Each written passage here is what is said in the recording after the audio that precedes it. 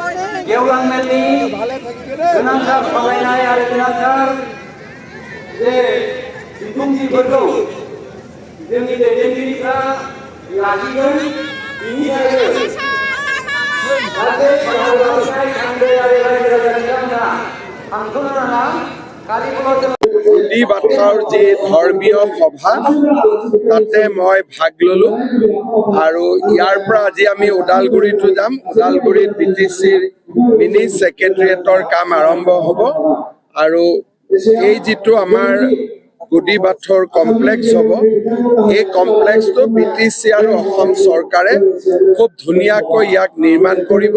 আজি আমি আধাৰশিলাও স্থাপন কৰিলোঁ।